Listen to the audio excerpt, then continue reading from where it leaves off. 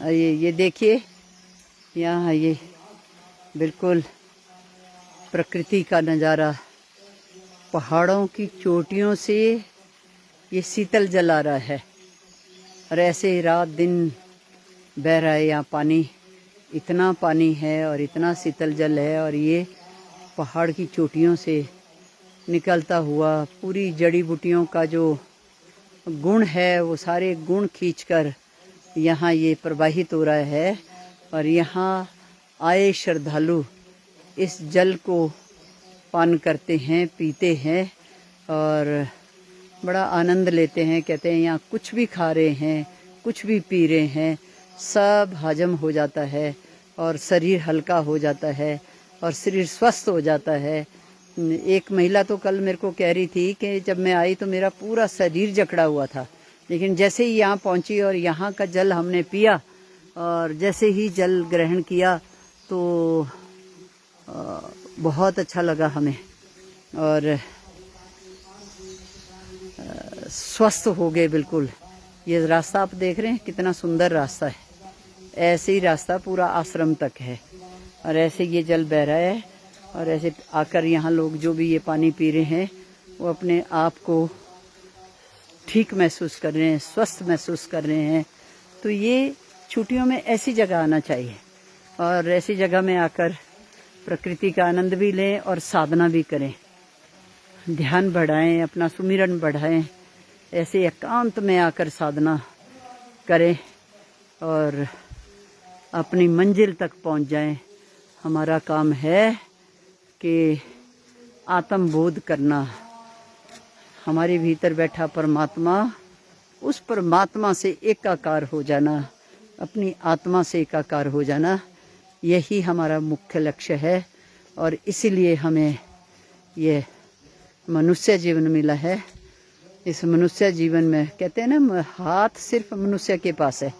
ये हाथ इसलिए मिले हैं कि सेवा करो, साधना करो, और जहाँ हमारे सनातन धर्म को क्षति पहुँच रही है तो वहाँ सनातन की रक्षा करो। धर्मो रक्षिति रक्षिता, जो धर्म की रक्षा करता है धर्म उसी की रक्षा करता है। तो ऐसे कार्य जब हमें अपने गृहस्थ से, अपने बच्चों से थोड़ा सा समय मिले, मौका मिले, तो ऐसी जगह में आना चाहिए, अपनी साधना को बढ़ाना चाहिए और स्वास्थ्य लाभ भी होता है। माने आपके स्थूल शरीर को भी लाभ होगा इन जड़ी बूटियों का और आपके सूक्ष्म शरीर को भी लाभ होगा। सूक्ष्म शरीर अपनी यात्रा में जब निकलेगा तो वो स्वस्थ हो जाएगा, बलिष्ठ हो जाएगा और धीरे धीरे अपनी प्राण शक्ति से जुड़ जाते हैं, अपनी आत्मा से जुड़ जाते हैं। देखिए, आप देख रहे हैं बिल्कुल आश्रम के पास हम पहुंच गए। बहुत ही छोटा रास्ता है और बिल्कुल प्लेन। सबसे बड़ी बात यह है कि सड़क है, गाड़ी नहीं जाती, लेकिन जो पैदल मार्ग है ये आप देख रहे हैं, ऐसे पक्का रास्ता है, कंक्रीट हो गया है। अब तो बहुत अच्छी सड़क बन गई है। आश्रम बहुत ही सुविधा आश्रम में हो गई है। अब वो पहाड़ वाली बात जो पहले थी वो अब नहीं है। तो इसलिए कभी भी छुट्टियां होती है अपने बच्चों को लेकर यहाँ गौ माता की शरण में आ जाओ। जय गौ माता की। ये आप देख रहे हैं ये बाइक, स्कूटर बिल्कुल आश्रम तक पहुंच गए हैं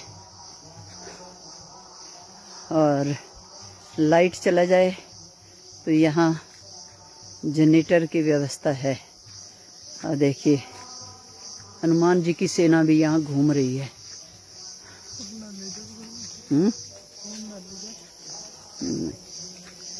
देखिए यहाँ ये सरोवर भी है, बहुत अच्छा जल का संचार हो रहा है। और यहाँ देखिए बिल्कुल ये आश्रम है। आश्रम के पास हम पहुँच गए। बहुत ही आनंदमय जय हो। तो आइए अब अपनी वाणी को हम यहीं विराम देते हैं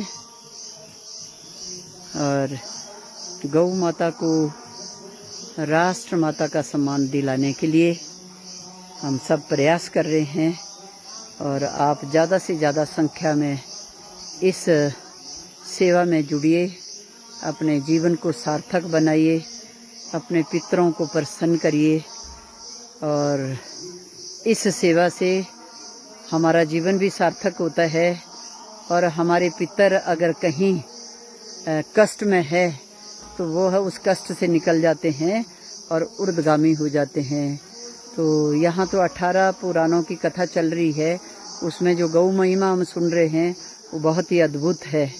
तो इसलिए अब गौ माता के प्रति और श्रद्धा बढ़ती जा रही है और श्रद्धा बढ़ती जा रही है। कहते हैं कि प्राणों की आहुति भी देनी पड़े तो हम पीछे हटने वाले नहीं हैं, लेकिन अपनी माँ को माँ का सम्मान दिला कर रहेंगे। बोलो उमापति महादेव की जय, श्री सिद्ध बाबा बालकनाथ भगवान की जय, गौ माता की जय। वाह।